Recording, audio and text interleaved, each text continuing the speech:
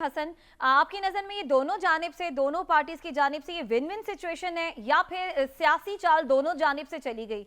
और आप क्या समझते हैं कौन सी जमात जो है ज़्यादा बेहतर चाल चल गई है? देखिए, सियासत में ये मजाका खेज़ किस्म की एक सर्कस लगी दिखाई देती है और हर बंदा ही कहीं ना कहीं, हर पार्टी कहीं ना कहीं जो है वो जीती दिखाई देती है। और देखा जाए तो कॉमन सेंस भी कोई शायद चीज़ होती है, अक्लेआम भी कोई चीज़ होती है जिसको ख़ास तौर पे इस सारे मामले में और स्पेशली तारीख़ी तजर्बात भी कुछ होते हैं जिनको इन्होंने सबको नज़रअंदाज किया। वही माजी वाली जो है वो चीज़ चली जा रही है, माजी का जो है वो मसाले देकर और फिर माजी के तजर्बात को दोबारा दोहराया जा रहा है। मैं तो ये कहूँगा कि जो गवर्नर पंजाब की तरफ से जो फैसला लिया गया डी नोटिफाई करने का, इससे पहले कई पंडोरा बॉक्स खुलते रहे गवर्नर हाउस में। हमने कैसे ब्यूरोक्रेसी तैनाती अमल में लानी है, किन किन सियासतदानों से राब्ते करने हैं, और पहले जोड़ तोड़ के मामलात पर काम चलता रहा। और अभी शायद जब प्रॉपर तहरीरी फैसला आएगा तो उसमें मज़ीद चीज़ें जो है वो क्लियर होंगी। फिर हम साधु सूद साहब से भी रहनुमाई लेंगे कि इसमें अब मज़ीद कहाँ को जो है वो सिचुएशन जाती दिखाई दे रही है। अलबत्ता जो गवर्नर की जानिब से जो वज़ीर आला के ख़िलाफ़ चार्जशीट जारी की गई है, मैं ये समझता हूँ वो बुनियाद जो है वो काफ़ी कमज़ोर थी।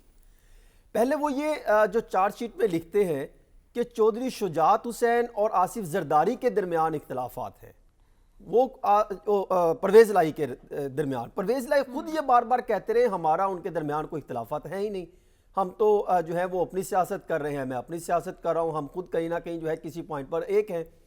दूसरी तरफ वो ये कहते हैं दोनों हुकूमती जमातों के माबेन इख्तलाफात चल रहे हैं, वो मीडिया के बयानात को देखते हुए बुनियाद बनाते हैं जी।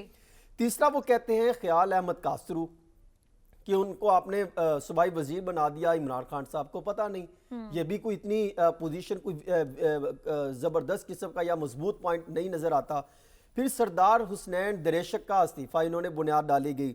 फिर परवेज़ इलाही के 4 दिसंबर के इंटरव्यू को बुनियाद बनाया गया। यानी 4-5 जितने भी उन्होंने चार्जशीट में मेंशन किए वो भी बुनियाद से ऐसे थे जिसका जो है हवाई बातों को आपने चार्जशीट लगा दी गई। आपने स्पीकर के साथ कॉरेस्पोंडेंट आपकी जारी थी, खतो खताबत जारी था।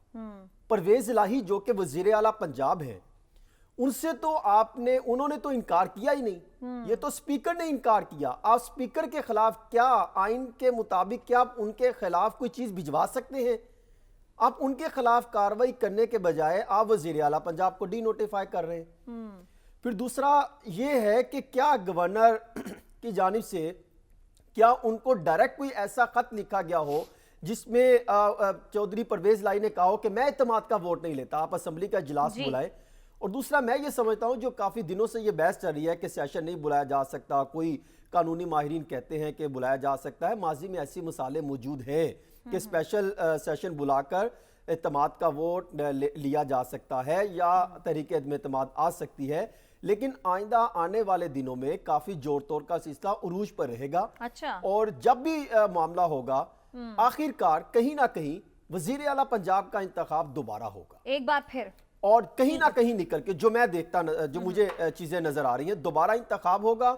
और वहां पर अगर चौधरी परवेज़ इलाही साहब पाकिस्तान तरीके इंसाफ के साथ खड़े रहते हैं तो मुमकिन है कि 183 या 184 वोट इनके साथ हो और ये फिर अक्सरियत हासिल ना कर सके। अच्छा। और फिर जो है दोबारा जो जिसकी अक्सरियत होगी वो जो है वो लेके जा सकते हैं, यानी वो पीडीएम कहीं ना कहीं पोजीशन अपने बंदे को लेके आ सकते हैं। ठीक है।